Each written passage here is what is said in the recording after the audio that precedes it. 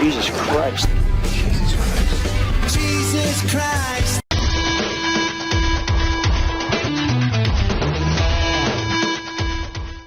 Hello and welcome to Scientifically Speaking. Now you know me. I opened a small scroll after God allowed me to, and inside was all energy flow, which incorporates everything to do with electricity, magnetism, resonance and frequencies. And I've explained it for the last 10 years. But people from the enemy keep trying to turn around and say that other books and other nonsense is all kind of true. And I can't stand grifters that are just outright liars or just punks for money. And this seems to be what Lily J is. So we're going to go through a short video, which is 1 minute and 16. And she's going to tell us all about the Quran and how science has finally caught up.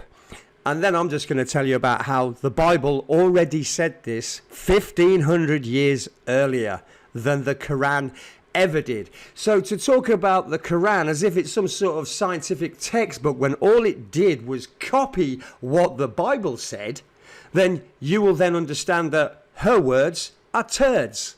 So let's hear what the grifter Lily J has to say today.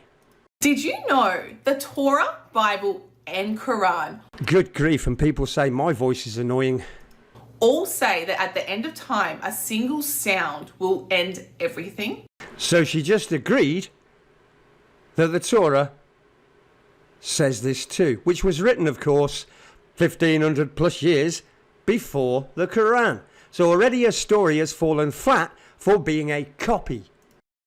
How is this even logically possible? But guess what? Science has confirmed this 100%. A recent study shows that sound waves, when amplified to extreme levels, can cause massive destruction. And she is not wrong. And I'm about to read you a story from the Bible which states this happening 1,500 years before the Quran even thought about it, because she's a grifter, which means she's about to start gaslighting. It can even shatter solid rock. Now listen. Again, correct. Listen to this. The Quran, over 1,400 years ago, in chapter 69:13, Which of course is 1,500 years after the Bible story I'm going to tell. when the trumpet is blown with a single blast, the earth and the mountains will be crushed. But it doesn't stop there.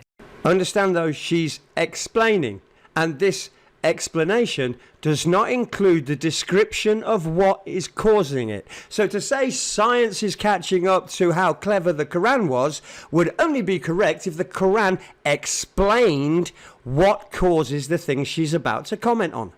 Science has also discovered that extremely low frequency sound waves, such as infrasound, can cause serious harm to the human body. Certain sound frequencies can cause internal organ failure, miscarriages, and even death. And So again, she hasn't said how the Quran explains this. She just says people will die. So it's not confirming any science. guess what? The Quran predicts this too. In chapter 39:68. Now remember, the Bible stated it 1,500 years before in the Torah, as she just admitted. The trumpet will be blown. Everyone in the heavens and earth will fall dead. And Will fall dead. No explanation of how or why. It just says a trumpet will be blown and people will fall dead. pregnant women will miscarry. 22:2. Even militaries around the world are now developing weapons using sound as a form of attack. Which is funny, Lily, because they confiscated Tesla's work back in the 60s, which is all to do with resonant frequencies and energy movement. So you actually believing that they've only just started making sound weapons, they've been making them for 60 years, which is why if an alien attack occurs or an alien arrival, it's not aliens, it's demons and men working together for 60 years. And that's not even including all the plasma experiments, which have been confined for 200 years ago when we first discovered plasma, electricity and magnetism. So you trying to say that we just invented it is a bit of a more of a misnomer and completely disingenuous. Science is only just catching up to what the Quran revealed over 1400 years ago. No, because the Quran, as you just stated, never said that their bodies would shake to pieces. It didn't say anything like that. There was nothing about any vibration that was going to hit them, nothing about any resonance, nothing about any frequency. It just said a horn will blow and people will die. So you have nothing on science here, nothing to do with science. What do you guys think? Did you know? I think that was the biggest pile of gaslighting crud I've heard from a grifter in many a day. So, to prove that the Bible spoke about resonance waves and literally explained what they would do, I put my words into ChatGPT and said, give me the rundown of this. So now we're going to listen to what happened at Jericho. The resonance of judgment, the fall of Jericho. The Israelite army stood before the towering walls of Jericho, an impenetrable fortress that had withstood countless assaults. The city's defences were formidable, thick stone ramparts reinforced by years of engineering, designed to resist any siege. But Joshua, their leader, had received an unusual command, one that defied conventional warfare. So already, it's odd. Then we get an instruction. The instruction had come from a divine source, delivered through visions and prophecy, as is my channel from 14 years ago. They were to bring down the walls not with brute force, but with sound. For 6 days, the Israelites marched around the city carrying the Ark of the Covenant, which is an energy object. The priests at the front blew their ram's horns, deep throaty blasts that reverberated through the valley. So already we know that God is using Joshua and sound.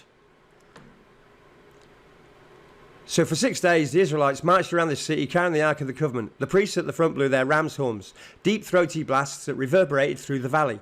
To the people of Jericho, the ritual seemed meaningless because it's sound, a futile display of faith against stone. But unknown to them, something was building beneath the surface.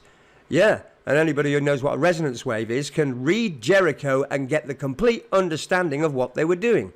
The city's foundations rested on limestone, a material known to resonate with sound under the right conditions.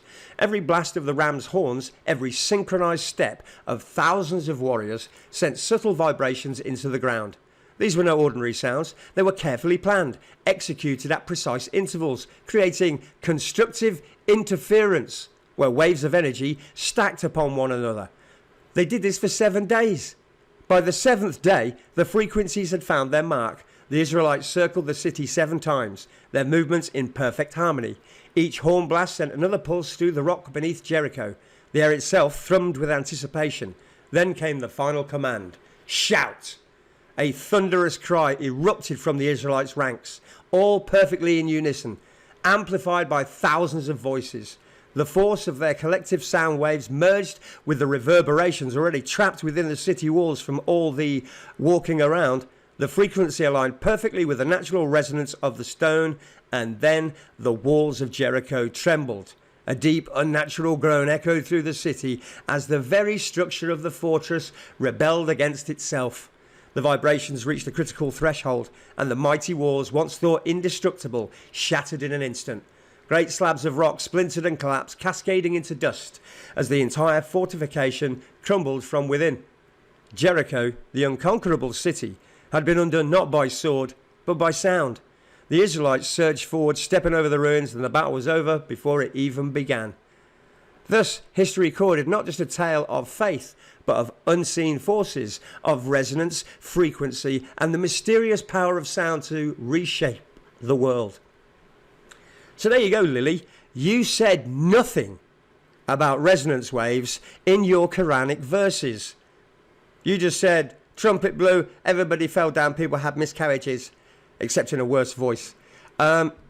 Whereas Jericho tells of them blowing trumpets and stamping around the city, thousands and thousands of people, all in unison, until finally the walls fell. So anybody with a science brain would understand that Jericho, which was how many years before the 7th century, before the complete garbage of Islam and the Quran was written, stolen from the past, and yet still unable to gain any scientific knowledge, we go to Jericho. And then we can also just jump straight into Habakkuk, because you like to use that to pretend it's to do with the prophet Muhammad, which of course is garbage nonsense.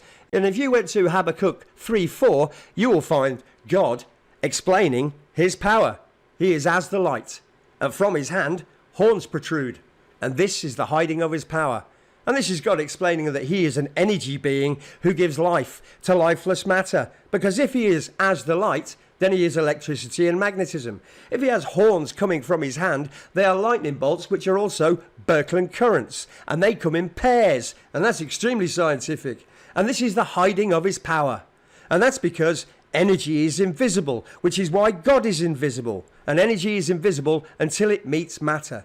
So you pretending that the Quran is about science is a big fat joke. And you need to turn to Jesus. Thanks very much. My name is Lee. I follow the Christ. And you know me. It's time to turn it on some high profile grifters instead of the low lying ones. Thanks a lot. Bye.